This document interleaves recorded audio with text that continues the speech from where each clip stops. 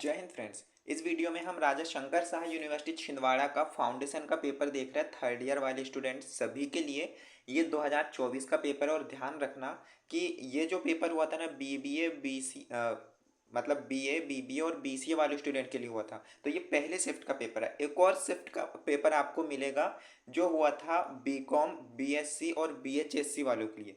तो आपको ये जो पेपर है ना, सेकंड फाउंडेशन का सेकंड पेपर है, जिसमें होता है पार्ट ए में personality development and character building, और पार्ट बी में आता है डिजिटल अवेयरनेस साइबर सिक्योरिटी। तो अब आपको पता है दो शिफ्ट में पेपर हुए थे अलग अलग सब्जेक्ट वाइज, क्योंकि ये तीन सब्जेक्ट का था। तो ये पेपर तो आपको मिलेगा पहला। एक और पेपर मिलेगा जो कि हुआ था बीएससी बीकॉम और बीएचएससी वालों के लिए, दूसरा पेपर। तो आपको ना हर सब्जेक्ट के दो दो पेपर हम प्रोवाइड कर रहे हैं फाउंडेशन के, विथ उसके आंसर्स के साथ, जिससे आपको ये पता चले कि भाई राजा शंकर शाह यूनिवर्सिटी छिंदवाड़ा आखिर किस तरह के क्वेश्चन पूछता है ना। जिससे आपको क्वेश्चन के लेवल पता चल जाएंगे किस लेवल के आते हैं, और साथ में उसके आंसर भी बताएंगे। तो चलिएगा भाई, दोनों 50-50 नंबर के होते हैं, यहाँ पे आप देख सकते हो। इस वीडियो में हम केवल डिस्कस कर रहे हैं personality development and character building, मतलब जो व्यक्तित्व विकास एवं चरित्र निर्माण के पेपर है उसका 50 क्वेश्चन। ठीक है, 50 क्वेश्चन इसका देख रहे हैं। नेक्स्ट वीडियो आएगी जिसमें हम पार्ट बी के बारे में डिस्कस करेंगे, डिजिटल अवेयरनेस और साइबर सिक्योरिटी। ऐसा इसलिए अलग अलग क्यों ला रहा है वो भी बता देता हूँ, क्योंकि भाई 50 क्वेश्चन में ही जो वीडियो है 20 मिनट की चली जाती है, और 100 क्वेश्चन हम बताएंगे तो ये 40 मिनट से लेकर 1 घंटे की वीडियो चली जाएगी और आप बोर हो जाओगे, है ना। इसलिए हम अलग अलग ला रहे हैं। तो इस तरह से इसकी एक वीडियो सेपरेट आएगी, सेपरेट सेपरेट वीडियो, और दो दो वीडियो आएगी। पर्सनालिटी डेवलपमेंट की 2 शिफ्ट की वीडियो, डिजिटल अवेयरनेस और साइबर सिक्योरिटी के 2 शिफ्ट की वीडियो। चलिए भाई, अब ज़्यादा बकवास ना करते हुए, आप बोर हो रहे होंगे तो हम सीधे क्वेश्चंस की ओर चलते हैं। तो इंग्लिश मीडियम का तो हम नहीं देखेंगे, है ना। जो भी इंग्लिश मीडियम के स्टूडेंट होंगे तो यार हम क्षमा चाहेंगे, आप हिंदी में ही देख लीजिएगा, क्योंकि हम स्पीड से चलेंगे। अगर हम इधर दिखाएंगे फिर इधर दिखाएंगे ना, तो टाइम बहुत ज़्यादा हो जाएगा। और क्या है, सामने जो स्टूडेंट जो देख रहे होंगे उनको भी मन नहीं लगेगा। तो हम सीधा हिंदी में बात करेंगे। पहला क्वेश्चन देखिए। ये जो क्वेश्चन है पार्ट ए का है, personality development and character building का। पार्ट बी जो होता है डिजिटल अवेयरनेस साइबर सिक्योरिटी, उसके हम अलग से वीडियो बनाएंगे 50 क्वेश्चन की। ओके, पहला क्वेश्चन देखो। निम्नलिखित में से कौन सा व्यक्तित्व विकास का कारक नहीं है। अब इन चारों को ना पढ़ते हुए मैं डायरेक्ट आपको आंसर बताऊंगा, तो इसका जो राइट आंसर है वो हो जाएगा ऑप्शन नंबर बी, पर्यावरण, जो कि व्यक्तित्व विकास का कारक नहीं है। ओके, चलिए नेक्स्ट क्वेश्चन हम यहाँ पे देखेंगे जो पूछा गया है, व्यक्तित्व में मानसिक विकास में शामिल है। तो व्यक्तित्व में जो मानसिक विकास में शामिल है वो भावनात्मक बुद्धिमत्ता है। ऑप्शन नंबर ए राइट हो जाएगा, भावनात्मक बुद्धिमत्ता। ये ध्यान देना, कंफ्यूजन वाला पेपर है ये व्यक्तित्व विकास, है ना। आपको ऐसा लगेगा कि भाई चारों ही तो ऑप्शन सही है, विकसित दृष्टि, शारीरिक दृष्टि, भाषा प्रवीणता, पर इसमें होता एक ही सही है। तो जो हमें नेट से मिला वो हम आपको बता रहे हैं, जो आपको स्टडी मटेरियल से मिला वो हम आपको बता रहे हैं, ठीक है ना। चलिएगा, नेक्स्ट है, मास्लो की ज़रूरतों के पदानुक्रम के अनुसार पहले। अब यहाँ पे हमें इंग्लिश मीडियम में देखने की आवश्यकता है। विच नीड मस्ट अ, ये थोड़ा सा समझ नहीं आ रहा है, पर मैं आपको इसका आंसर बता देता हूँ। तो इसका जो आंसर है ऑप्शन नंबर ए राइट हो जाएगा, आत्मबोध। ओके, आत्मबोध इसका राइट आंसर हो जाएगा। चलिए नेक्स्ट हम देखेंगे। पूछा गया है, भारतीय दर्शन में किस शब्द का तात्पर्य स्वाभिमान की अवधारणा से है। तो इसका राइट आंसर हो जाएगा ऑप्शन नंबर सी, माया, है ना। भारतीय दर्शन में किस शब्द का तात्पर्य स्वाभिमान की अवधारणा से है, तो ये माया हो जाएगा।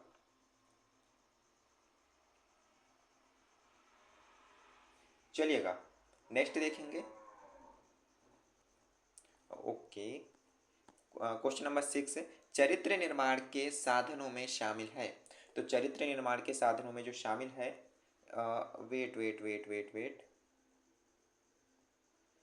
चलिए यहाँ पे थोड़ा सा गड़बड़ हुआ है, क्षमा चाहूँगा क्षमा चाहूँगा। यहाँ पे देखिए, हमने जो है ना क्वेश्चन नंबर 4 तो देखा ही नहीं, है ना। तो देखिए क्वेश्चन नंबर 3 का जो था वो ए सही है, आत्मबोध। क्वेश्चन नंबर 4 का जो है व्यक्तित्व और नैतिक गुणों को बढ़ावा, इसका सी है भाई, फिफ्थ का नहीं है।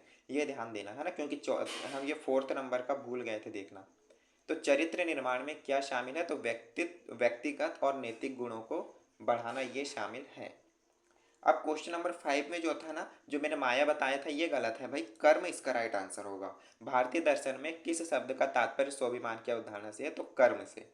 ठीक है, चलिएगा अब राइट हुआ है। अब हम क्वेश्चन नंबर 6 पे चलते हैं। क्वेश्चन नंबर 6 पूछा गया है, चरित्र निर्माण के साधनों में शामिल है। तो इसमें जो शामिल है वो ईमानदारी और अखंडता का अभ्यास करना है ना। जिन भी स्टूडेंट ने हमें अभी तक सब्सक्राइब नहीं किया वो जल्दी से सब्सक्राइब कर लो, क्योंकि अब मेजर माइनर इलेक्टिव वोकेशनल के आपको प्रीवियस ईयर पेपर राजा शंकर शाह यूनिवर्सिटी के बता रहे हैं, प्लस उसमें जो ऑब्जेक्टिव उसके आंसर बता रहे हैं। और जो फाउंडेशन का जो पेपर है ना, है आपका फाउंडेशन 1 और फाउंडेशन 2, दोनों में दो दो पार्ट होते हैं, पार्ट ए और पार्ट बी। इनके हम दो दो क्वेश्चन पेपर प्रीवियस ईयर के बता रहे हैं, क्योंकि दो शिफ्ट में होते हैं ना भाई, शिफ्ट ए और शिफ्ट बी, सभी का हम आपको बता रहे हैं। ओके, चलिए सब्सक्राइब कर लीजिएगा ताकि आपको सारी इन्फॉर्मेशन हमारे चैनल के माध्यम से मिल सके। नेक्स्ट देखेंगे, व्यक्तिगत चरित्र संदर्भित करता है। तो ये जो संदर्भित करता है, ये करता है किसी व्यक्ति के व्यक्तित्व के लक्षण को। ऑप्शन नंबर ए इसका राइट हो जाएगा। फिर देखिए क्वेश्चन नंबर 8, इसमें है व्यक्तित्व में आध्यात्मिक विकास से तात्पर्य है। तो व्यक्तित्व में आध्यात्मिक विकास से तात्पर्य है धार्मिक विश्वास और प्रथाएं। ओके, धार्मिक विश्वास और प्रथाएं इसमें शामिल है। नेक्स्ट है क्वेश्चन नंबर 9, निम्नलिखित में से कौन सा आत्म अनुशासन का लाभ है। तो जो आत्म अनुशासन का लाभ है वो है ध्यान और एकाग्रता में वृद्धि। मैं डायरेक्ट आपको जो है इसका आंसर बता रहा हूँ, है ना। आप ये मत सोचिएगा चारों ऑप्शन पढ़ो और फिर बताओ, भाई इसमें टाइम बहुत ज़्यादा हो जाता है। क्वेश्चन नंबर 10 पूछा है, बौद्धिक विकास में शामिल है। तो क्या शामिल है, इसमें शामिल है ज्ञान और समझ प्राप्त करना। ठीक है, चलिएगा नेक्स्ट देखेंगे, कौन सा भारतीय दर्शन स्कूल मुक्ति मोक्ष प्राप्त करने के साधन के रूप में आत्मसम्मान पर जोर देता है। तो ये जो जोर देता है वो देता है मीमांसा पे। ऑप्शन नंबर डी इसका राइट होगा, मीमांसा पे। क्वेश्चन नंबर 12 मतलब 12वां नंबर देखेंगे, चरित्र निर्माण पर किस कारक का सबसे महत्वपूर्ण प्रभाव पड़ता है। तो ये जो पड़ता है वो है ऑप्शन नंबर बी, सामाजिक वातावरण। चरित्र निर्माण पर सामाजिक वातावरण का भी महत्वपूर्ण प्रभाव पड़ता है। यहाँ पे व्यक्तिगत हित भी नहीं आएगा भाई, आनुवांशिक श्रृंगार भी नहीं आएगा और शारीरिक स्वरूप भी नहीं आएगा। क्यों नहीं आएगा, क्योंकि इन सब का जो है वो आपके चरित्र निर्माण में कोई महत्व ही नहीं। जैसा आपका सामाजिक वातावरण होगा वैसा आपका चरित्र भी बनेगा। तो जो महत्वपूर्ण प्रभाव है वो सामाजिक वातावरण। इसमें और भी है, ठीक है ना, और भी कारक आ जाएंगे, पर ऑप्शन के अनुसार आपको देखना, क्योंकि ये जो क्वेश्चन है, ये जो पेपर है आपका कंफ्यूजन वाला है। आपको चार ऑप्शन में से 2 से 3 ऑप्शन सही लगेंगे, पर आप डिफाइन नहीं कर पाओगे क्या इसमें राइट है। ठीक है, चलिए नेक्स्ट देखते हैं, किस गुण में सभी स्थितियों में निष्पक्ष और न्यायपूर्ण होना शामिल है। भाई विनम्रता में, है ना। किस गुण में सभी स्थितियों में निष्पक्ष और न्यायपूर्ण होना शामिल है, तो विनम्रता। चलिए नेक्स्ट है, पंचकोश प्रणाली क्या है। तो पंचकोश प्रणाली जो है वो 5 तत्वों की एक प्रणाली है, ये ध्यान रखना पंचकोश में। आत्म अनुशासन क्या है भाई, जिनको अगर ये आंसर पता है ना तो मेरे आंसर बताने से पहले आप कमेंट में बता दिया करो, जिससे आपका रिवीजन भी हो जाएगा और धोखे से आपने गलत बताया तो आपको सही पता चल जाएगा। ओके, चलिए इसका राइट आंसर हो जाएगा किसी के कार्यों, आवेगों और भावनाओं को नियंत्रित करने की क्षमता। ऑप्शन नंबर बी इसका राइट हो जाएगा। नेक्स्ट देखेंगे क्वेश्चन नंबर 16, जिसमें है अन्नमय कोश किसका उल्लेख करता है। तो जो अन्नमय कोश है वो भौतिक शरीर का उल्लेख करता है ना। कौन सा कोश सांस और जीवन शक्ति से जुड़ा हुआ है। तो राइट आंसर हो जाएगा ऑप्शन नंबर बी, प्राणमय कोशिकाएं। प्राणमय कोशिकाएं इसका राइट आंसर हो जाएगा। चलिए 18वां नंबर पे चलते हैं, जिसमें पूछा है कौन सा कोश भावनाओं और मानसिक प्रक्रियाओं से संबंधित है। तो राइट आंसर हो जाएगा ऑप्शन नंबर सी, मनोमय कोश। ओके, चलिएगा क्वेश्चन नंबर 19, निम्नलिखित में से कौन सा एक सामाजिक संस्था का उदाहरण है। तो इसका राइट आंसर हो जाएगा, भाई सामाजिक संस्था बताना है तो देखो सरकार, स्कूल, अस्पताल। तो सरकार भी एक सामाजिक संस्था ही है, जहाँ पे पूरे समाज के लोग, सभी लोग अपनी जो भी समस्याएं हैं, निराकरण है, वो सब सरकार के पास जाएंगे। तो सरकार भी एक वो है ना। स्कूल भी एक सामाजिक संस्था, वहाँ कोई एक विशेष वर्ग का व्यक्ति ही नहीं जाएगा, सभी लोग जाएंगे, तो सामाजिक संस्था हो गई। अस्पताल भी एक सामाजिक संस्था है, तो यहाँ पे बताने की आवश्यकता नहीं कि उपरोक्त सभी, इसका राइट आंसर हो जाएगा। नेक्स्ट देखेंगे, विज्ञानमय कोश किससे संबंधित है। तो जो विज्ञानमय कोश है ये vital energy. Option number B इसका राइट आंसर है, थोड़ा सा आप क्रॉस चेक जरूर कीजिएगा। चलिए नेक्स्ट देखिएगा 21, यहाँ पे दो दो पे आ चुके, कोई दिक्कत नहीं। 21 है, निम्नलिखित में से कौन सा नागरिक उत्तरदायित्व का एक उदाहरण है। तो यहाँ पे जो है ना चुनावों में मतदान है, बिल्कुल। आज जब भी चुनाव होगा आपको मतदान करना है, अगर आपकी एज 18 वर्ष से ऊपर और आपका वोटर आईडी कार्ड बन गया है तो। और अगर नहीं बना है तो बनवाना जरूरी है। करों का भुगतान करना ये भी एक नागरिक उत्तरदायी है, जो भी कर है, टैक्स है, वो आपको देना पड़ेगा। जूरी में सेवा करना, भाई ये जूरी का मतलब जो है serving on a jury. Jury का मतलब तो मुझे नहीं पता है ना कि आखिर ये है क्या, बट इसका जो राइट आंसर है वो ऑप्शन नंबर डी है, उपरोक्त सभी। ठीक है ना। चलिए ऑप्शन नंबर डी इसका राइट है। अब पंचकोश प्रणाली को समझने का प्राथमिक उद्देश्य क्या है। इसका जो प्राथमिक उद्देश्य है ना वो आध्यात्मिक विकास है, ऑप्शन नंबर सी इसका राइट आंसर होगा। नेक्स्ट देखिए, गैर मौखिक संचार में क्या शामिल है भाई। तो गैर मौखिक संचार में इशारे, ऑप्शन नंबर ए इसका राइट हो जाएगा। नेक्स्ट में क्या है, स्पेलिंग, राइटिंग, टेक्सटिंग। गैर मौखिक है ना में मतलब जिसमें मुख का कुछ भी उच्चारण नहीं होता, तो ये इशारे ही होगा भाई, इशारों में बात करना है ना, ऑप्शन नंबर ए। फिर देखिए नेक्स्ट, निम्नलिखित में से कौन सा मानसिक विकास का एक घटक है। तो इसका ऑप्शन नंबर सी हो जाएगा, बौद्धिक उत्तेजन। जो उत्तेजन है ये मानसिक विकास का एक घटक है। निम्नलिखित में से कौन सा चरित्र निर्माण का एक घटक नहीं है। तो चरित्र निर्माण का जो घटक नहीं है वो देखिएगा, ऑप्शन नंबर सी हो जाएगा, स्वार्थ। ओके, स्वार्थ हो जाएगा।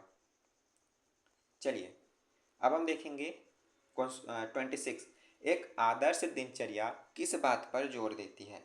तो जो आदर्श दिनचर्या है वो असंगत व्यायाम अनुसूची, ये है ना, इसका जो राइट आंसर हमें मिला वो ऑप्शन नंबर डी मिला हुआ है, एक बार क्रॉस चेक जरूर कर लीजिएगा। नेक्स्ट देखते हैं 27 का, वसुधैव कुटुंबकम शब्द का अर्थ है। तो यह है कि संपूर्ण जो संसार है वो एक परिवार है। तो इसका इस अकॉर्डिंग जो है इसका राइट आंसर, यह विश्वास कि संपूर्ण विश्व एक परिवार है, ऑप्शन नंबर बी इसका राइट हो जाएगा, है ना। आनंदमय कोश का क्या महत्व है भाई। तो ऑप्शन नंबर यहाँ पे देखिए 28 नंबर पे जो राइट आंसर होगा वो ऑप्शन नंबर डी हो जाएगा, यह आनंद या आध्यात्मिक सार का प्रतीक है। ठीक, मैं आपको सीधा राइट आंसर ही बता रहा हूँ, है ना। बाकी ऑप्शंस में नहीं पढ़ रहा हूँ क्योंकि समय भी बहुत ज़्यादा हो जाएगा और आप कंफ्यूजन फिर हो जाओगे। निम्नलिखित में से कौन सा अष्टांग योग का सिद्धांत है भाई। चार ऑप्शन हमें दिख रहे हैं और चारों में से कौन सा होगा। तो राइट आंसर होगा यम नियम, ऑप्शन नंबर सी यम नियम। फिर नेक्स्ट है, आत्म अनुशासन विकसित करने में निम्नलिखित में से कौन सी एक आम चुनौती है। कौन सी एक आम चुनौती होगी भाई। तो इसका राइट आंसर होगा अनम्यता, है ना, अनम्यता इसका राइट आंसर हो जाएगा। चलिए नेक्स्ट, अष्टांग योग में किस गुण पर बल दिया जाता है। तो इसमें दिया जाता है करुणा पे। ठीक है ना। चलिए 32 देखेंगे, निम्नलिखित में से कौन सा गुण की विशेषता नहीं है। तो ये जो है ना लालच, लालच जो है वो गुण की विशेषता नहीं है, बाकी ये तीनों जो है ये गुण की विशेषता है। 33 में देखिए, निम्नलिखित क्या पूछा गया है विकास के लिए। ये देखिए, निम्नलिखित में से शारीरिक और मानसिक विकास के लिए एक आदर्श दैनिक दिनचर्या का घटक नहीं है। तो कौन सा नहीं है। तो ये है अत्यधिक स्क्रीन समय। अब ये क्या है थोड़ा देख लीजिएगा ना भाई। नियमित व्यायाम जरूरी है, पर्याप्त नींद जरूरी है और स्वस्थ भोजन भी जरूरी है। तो अत्यधिक स्क्रीन समय ये दैनिक दिनचर्या का एक घटक नहीं है। नेक्स्ट देखिए 34, निम्नलिखित में से कौन मानसिक विकास में योगदान देता है। तो जो मानसिक विकास में योगदान देता है वो संतुलित आहार देता है। ओके। 35 में पूछा गया है, शारीरिक और मानसिक विकास के लिए आदर्श दैनिक दिनचर्या शामिल है। राइट आंसर क्या होगा, ऑप्शन नंबर सी लगातार व्यायाम, है ना। चलिएगा नेक्स्ट देखते हैं, निम्नलिखित में से कौन प्रभावी टीम वर्क की विशेषता है। तो यहाँ पे प्रभावी टीम वर्क की व्यवस्था क्या है, सहयोग और समन्वय, मतलब आपकी टीम में सहयोग और आपसी समन्वय होना जरूरी है। तो प्रभावी टीम वर्क की ये विशेषता है। चरित्र निर्माण में क्षमा की क्या भूमिका है। तो इसमें क्षमा की भूमिका है, यह सहानुभूति और समझ को बढ़ावा देता है। ओके। अब निम्नलिखित में से कौन नैतिक निर्णय लेने का एक उदाहरण है। तो इसमें देखिएगा जो ऑप्शन नंबर है वो ऑप्शन नंबर 20 सही होगा, दूसरों पर किसी के कार्यों के परिणामों को ध्यान में रखते हुए, है ना। 38 का। 39 देखिए। 39 खुले दिमाग चरित्र विकास में कैसे योगदान देता है। तो भाई ये जो योगदान देता है विविध दृष्टिकोणों की स्वीकृति को बढ़ावा देता है। फिर देखते हैं क्वेश्चन नंबर 40, चरित्र निर्माण में जिम्मेदारी का क्या महत्व है। तो इसमें जो जिम्मेदारी का महत्व है ना वो भी मैं आपको बता दूं, ऑप्शन नंबर बी होगा, यह जवाबदेही और विश्वसनीयता को बढ़ावा देता है। ओके, चलिए 41 देखिए यहाँ पे। एरिक रिएक्शन के सिद्धांत के अनुसार किशोरावस्था के दौरान प्राथमिक मनोसामाजिक संघर्ष क्या है। तो इसका राइट आंसर होगा विश्वास बनाम अविश्वास। विश्वास बनाम अविश्वास। ओके, चलिए 42, लॉरेंस कोलबर्ग के अनुसार निम्नलिखित में से कौन सा नैतिक विकास का चरण नहीं है। तो इसका राइट आंसर होगा ऑप्शन नंबर डी, अलौकिक। जिन भी स्टूडेंट ने हमारे चैनल को सब्सक्राइब नहीं किया ना फ्रेंड्स, प्लीज़ सब्सक्राइब जरूर कर लो, क्योंकि आपको यहाँ पे सारी इन्फॉर्मेशन मिलती है और जो भी इन्फॉर्मेशन अपलोड करते हैं ना हम, वो आप सब्सक्राइब करोगे उसके बाद ही आपको नोटिफिकेशन मिलता है। तो नोटिफिकेशन लेने के लिए सब्सक्राइब जरूर कर लेना। ओके, चलिए जीवन के किस चरण में शारीरिक विकास सबसे तेजी से होता है। बताइएगा भाई, आपको पता होना चाहिए कि किस चरण में शारीरिक विकास सबसे तेजी से होता है। तो किशोरावस्था, जीवन के किस चरण में किशोरावस्था में शारीरिक विकास सबसे तेजी से होता है ना।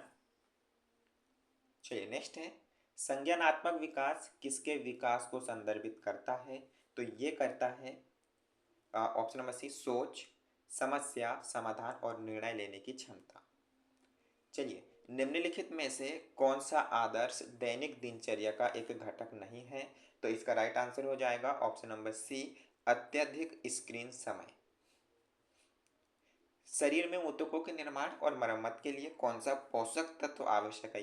ध्यान रखना ऊतकों के निर्माण और उनके मरम्मत के लिए पूछा गया है। तो यहाँ पे जो है ना प्रोटीन वेरी इंपॉर्टेंट है, प्रोटीन जरूरी है आपको, है ना। चलिएगा 47, जिसमें पूछा है आनंद मुख्य रूप से इससे प्राप्त होता है। भाई किससे। तो यहाँ पे जो राइट होगा वो होगा ऑप्शन नंबर डी, आध्यात्मिक अभ्यास। ओके, आध्यात्मिक अभ्यास यहाँ पे राइट हो जाएगा।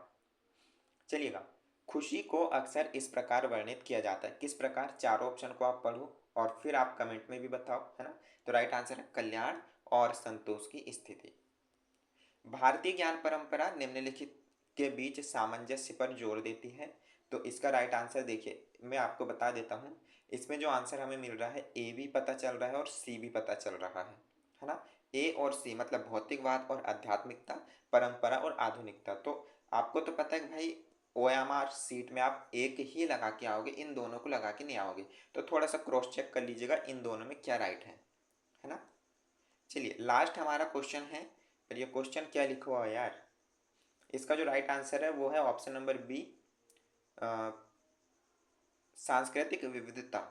पर ये क्या लिखा हुआ है, इसको देख लीजिएगा, हमें भी समझ नहीं आ रहा है, इसके लिए क्षमा चाहेंगे। नेक्स्ट जो हमारा क्वेश्चन होने वाला है वो होने वाला है, नेक्स्ट जो वीडियो होगी डिजिटल अवेयरनेस साइबर सिक्योरिटी। इसके भी दो पेपर मिलेंगे, पहला पेपर तो ये हो जाएगा आपका, एक और मिलेगा, है ना, क्योंकि दो शिफ्ट में पेपर हुए भाई। जैसे BA BSc BCom BBA BCM BHSC, ये 6 सब्जेक्ट हुए, तो 3 सब्जेक्ट का अलग शिफ्ट में हुआ था और 3 सब्जेक्ट का अलग शिफ्ट में हुआ था। तो सभी के आपको दो दो पेपर मिलेंगे, आप टेंशन फ्री रहिए आपके एग्जाम से पहले। तो जिन्होंने भी सब्सक्राइब नहीं किया वो जल्दी करो भाई, आपको मेजर माइनर इलेक्टिव वोकेशनल के भी पेपर प्रोवाइड करवाए जा रहे हैं। फ्रेंड्स मिलते हैं नेक्स्ट वीडियो में, तब तक के लिए जय हिंद इस पेपर के साथ।